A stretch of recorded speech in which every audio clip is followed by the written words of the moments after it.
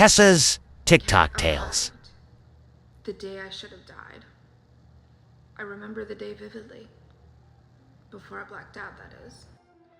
I was hurrying back to the office building, carrying 12 to-go cups of coffee, perks of being the new assistant at a prestigious law firm.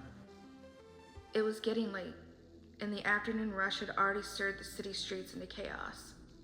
My phone was buzzing, my hands were full.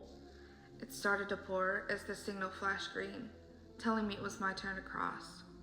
I stepped off the curb. Then, I remember the color yellow. Bright. Blinding. The car that struck me was as yellow as the sun. The coffee went flying. Pain shot through me as I hit the pavement. When I opened my eyes, I was in the middle of the road.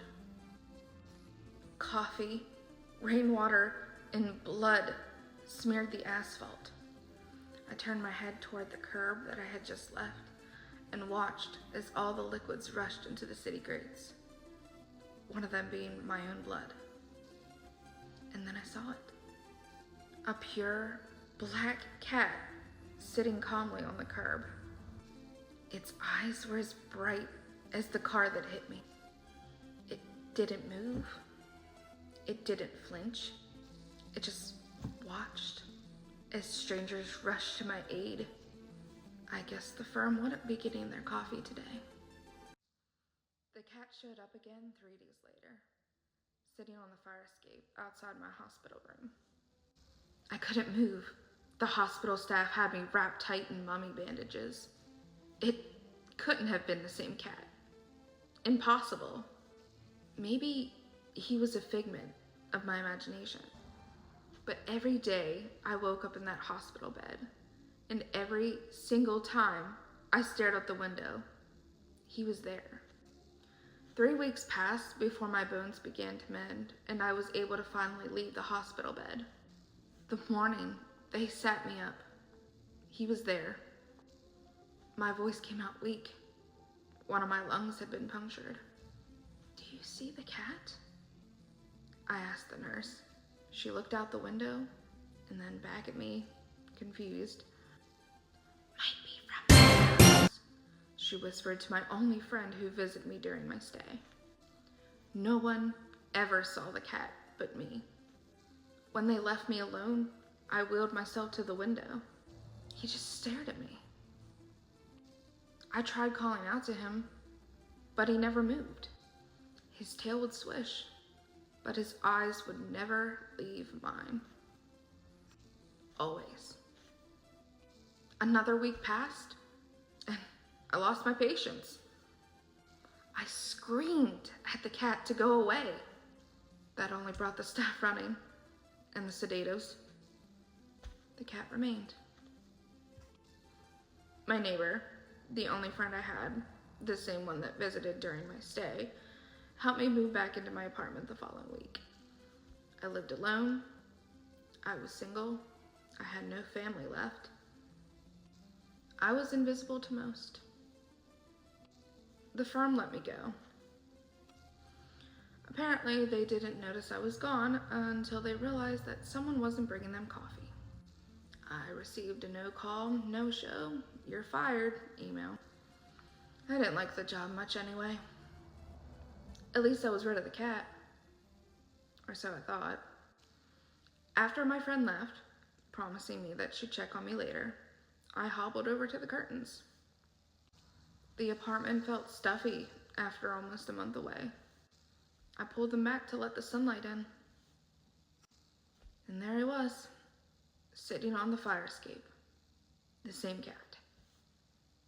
Why was it following me? What did it want? I unlatched the window. I had to confront it.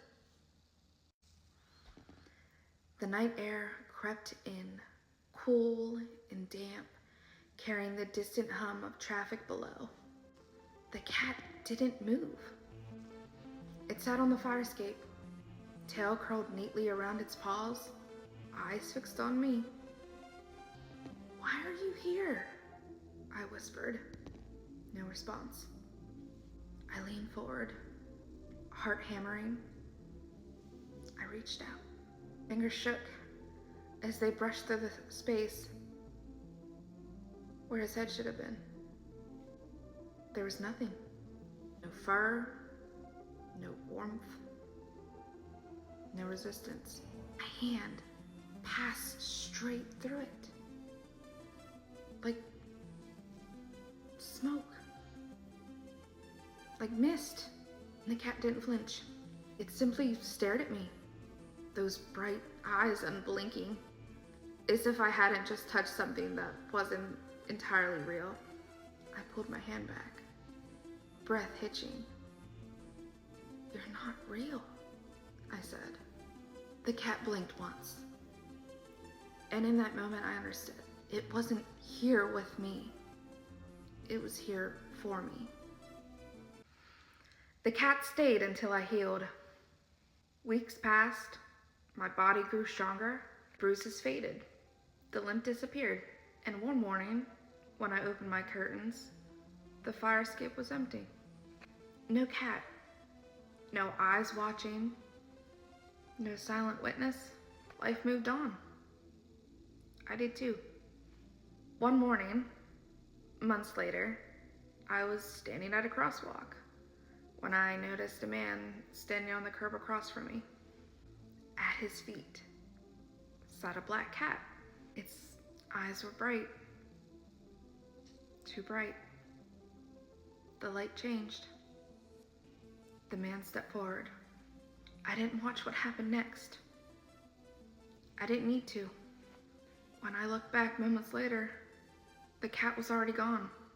And I knew with a certainty that made my stomach turn that it would appear again, somewhere else, with someone else, waiting. Years passed.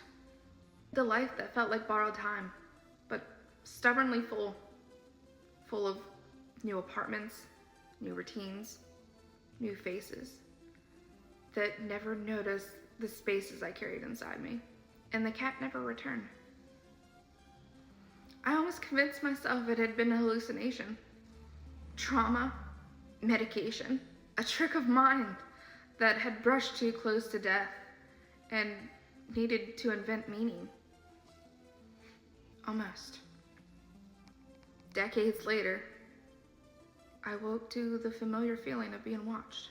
Dark. Quiet. The steady hum of machines whispered beside my bed. Machines I'd sworn I'd never need.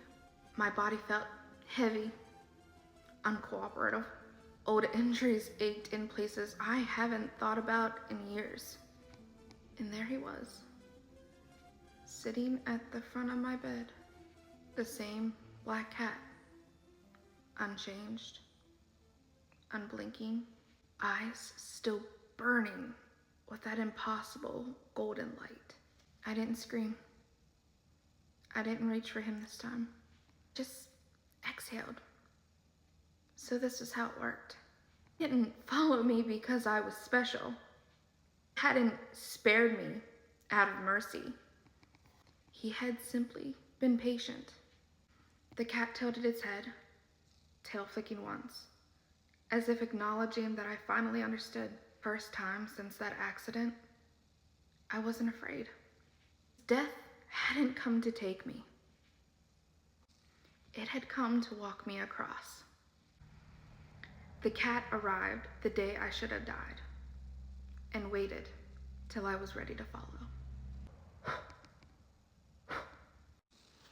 Oh my gosh, if you stayed to the end, thank you so much. I've written so many short stories in the past, but this is the first one I was brave enough to share with everyone.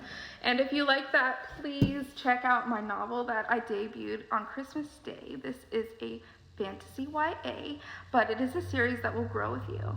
It's about a witch named Hazel. At first, she doesn't realize she's a witch, but when she's 18, weird stuff starts happening, and she realizes that she's part of this really dark bloodline, and her grandfather is this really dark mage, and he wants to use her for a weapon because she is the last direct heir to his power, and he wants to take over all these realms.